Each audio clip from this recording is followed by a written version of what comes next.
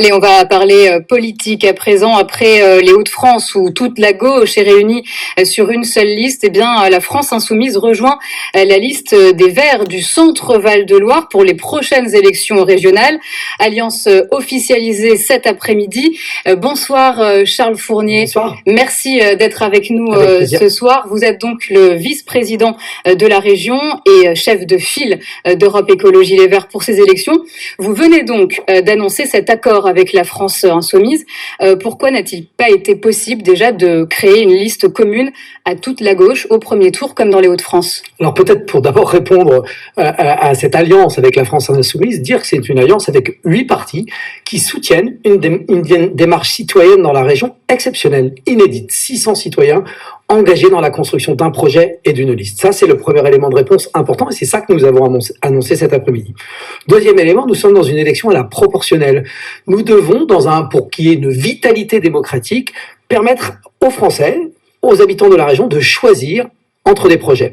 Et le fait de nous présenter chacun sur nos couleurs et nos projets dans une élection à la proportionnelle, ça, c'est la garantie d'une vitalité démocratique. Et puis enfin, nous n'avons pas exactement le même projet. Avec la liste qui sera conduite par le président sortant, nous avons d'autres réponses à apporter aux crises que nous vivons aujourd'hui. Et c'est pour ça qu'aujourd'hui, il n'y a pas de rapprochement de premier tour, mais je le dis d'avance, notre ambition c'est de nous rassembler au deuxième tour et d'être le pivot de ce rassemblement. Alors ça justement, on va en reparler dans quelques instants. Vous le disiez, justement, vous vous présentez donc contre le président socialiste sortant, François Bonneau, avec qui vous gérez la région actuellement. Lui s'est associé au Parti communiste. Cette campagne part déjà divisée en deux, en quelque sorte. Je vous propose de regarder déjà le sujet de Xavier Nézet et Pierre-Dominique Lepay, et puis on en reparle juste après ensemble. Ça se passe bien? C'est toute l'ambiguïté d'un responsable d'exécutif en campagne. Ce jour-là, c'est bien le président de région qui fait son tour sur un marché d'Orléans, mais c'est aussi et surtout le candidat François Bonneau. Il faut trouver les modalités de vivre en se protégeant, mais il ne faut pas tout arrêter. Et ne pas arrêter la campagne. François Bonneau l'amène pour l'instant à côté d'élus et de militants socialistes essentiellement. Car les écologistes, pourtant associés dans la majorité sortante au conseil régional, n'ont pas entendu les appels au grand rassemblement de la gauche.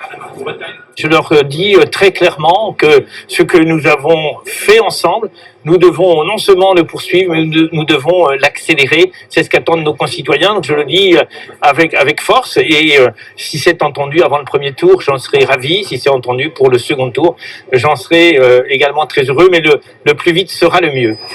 Les socialistes ont tout de même conclu un accord de premier tour avec les communistes, dont les militants ont voté à 62% pour le soutien au président sortant. L'alternative était une union avec la France insoumise. Mais le PC a préféré ce mariage de raison qui lui assure un retour dans l'hémicycle régional, dont il était absent depuis 6 ans car en 2015, il avait préféré une liste autonome qui ne lui a rapporté aucun élu. Moi, ce que j'aurais préféré, c'est qu'on parte tous ensemble parce que c'est certain qu'on se donnait toutes les chances si on avait eu un très très large rassemblement à gauche. On y a tenu, on y a travaillé. On a travaillé dans ce sens-là jusqu'au bout. Voilà, aujourd'hui, c'est avec François Bonneau et on espère poser tout notre poids. Après avoir longtemps discuté avec les communistes, l'écologiste Charles Fournier n'a pas réussi à les associer à sa photo de groupe, mais il aura avec lui plusieurs forces de gauche, dont Génération Écologie, et la France Insoumise, qui est finalement prête à se ranger derrière une autre tête de liste, à condition qu'elle ne soit pas socialiste. Certains disent que la France Insoumise serait un mouvement qui souhaite être seul, avoir une seule tête, etc. Alors ça n'a jamais été notre perspective. La France Insoumise, elle est constituée de gens qui viennent de tous les horizons. Et notre objectif, c'est de changer les choses, quoi. Donc on est parfaitement prêt et on est content de pouvoir le montrer aujourd'hui, qu'au niveau régional aussi, on est prêt à se mettre d'accord. Voilà. Cette liste baptisée « Un nouveau souffle » va aussi réserver 40% des places, dont certaines éligibles, à des citoyens non encartés qui ont participé à la construction du programme. Ça laissait donc mécaniquement moins de sièges pour les communistes et les socialistes, dont l'hégémonie s'est effritée lors des derniers scrutins. Les écologistes veulent mener une autre politique et prouver qu'ils sont devenus la principale force à gauche.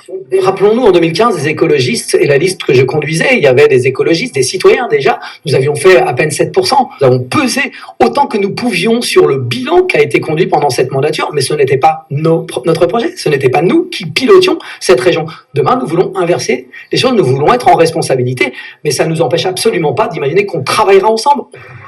Si elles n'arrivent pas à se mettre d'accord dès le premier tour, les différentes forces de gauche ne se trompent pas d'adversaire. Elles devraient éviter les attaques directes dans cette campagne, car elles savent que la victoire au deuxième tour passera par une fusion des listes.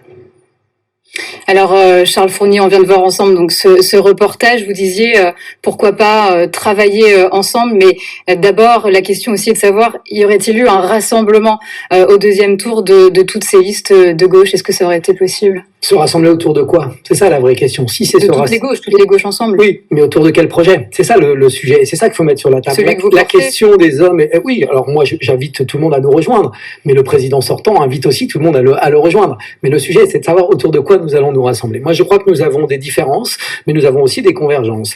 Ces convergences sont pas suffisantes pour, dans un premier tour, nous puissions considérer que nous pourrions nous ranger derrière la liste conduite par François Bonneau. Par contre, nous sommes convaincus que la gauche se rassemblera au deuxième tour avec les écologistes, mais nous voulons aujourd'hui que le projet que nous portions soit au cœur de ce rassemblement. Et d'ailleurs, je vais vous préciser quelque chose d'important. La France Insoumise s'est rassemblée avec nous et accepte au deuxième tour ce rassemblement. Vous l'avez entendu dans le reportage, il ne l'aurait pas fait. Ce qui démontre bien que nous sommes le trait d'union, nous sommes le cœur, nous sommes le pivot possible d'un rassemblement plus large au deuxième tour, après que les électeurs et les électrices aient choisi quel projet ils souhaitaient. Et nous avons un projet déterminé, engagé pour faire face aux crises, les crises du climat, les crises sanitaires qui sont aussi des crises écologiques, les crises économiques et les crises sociales. C'est ça qu'il y a sur la table. Et nous avons... Ça, avec la France Insoumise, c'est possible de les porter ensemble. Mais bien sûr, on a au niveau régional des convergences extrêmement fortes. Nous avons travaillé sur un projet, nous avons des visions qui convergent sur ce qu'ils appellent la bifurcation écologique et nous la transformation écologique. Nous avons la même vision des services publics au service de la solidarité. Nous avons la même vision de la transformation démocratique. Et il y avait tout pour que nous puissions nous rassembler, mais il y avait tout avec les 600 citoyens qui sont engagés avec nous, avec cette formidable dynamique citoyenne. Ils ont accepté de s'inscrire au soutien de cette démarche, comme nous l'avons fait, comme toutes les forces politiques qui sont avec nous l'ont fait. C'est inédit, c'est ça qu'il faut regarder aussi. Je crois qu'il y a un souffle nouveau et il y a un vent de victoire, je l'espère, qui sera porté par notre liste. Très rapidement, qu'est-ce que vous pensez du report encore éventuel, peut-être, des élections régionales qui là vont donc le premier tour, ce sera le 13 juin, le deuxième, le 20 juin. Si elles sont reportées, quel impact, rapidement? Alors peut-être ma première réponse est de dire que, évidemment, pour des raisons sanitaires, nous pourrions le comprendre. Mais nous devons aussi nous adapter à ces situations qui vont se répéter. Je crois que nous avons vu dans d'autres pays, au Portugal, en Allemagne, on a voté en pleine période de crise de la Covid. Nous avons pu, au deuxième tour des municipales, le faire. Il faut organiser un scrutin, évidemment, dans des conditions les plus sécurisées, mais reporter les élections, ce serait un risque démocratique. On ne peut pas les reporter de 3 mois en 3 mois. Et je crois même d'ailleurs qu'il y a des citoyens qui ont envie aussi d'appeler au changement par leur présence dans les urnes. Et donc, il faut que ça soit possible. C'est la démocratie. Elle doit fonctionner de manière permanente.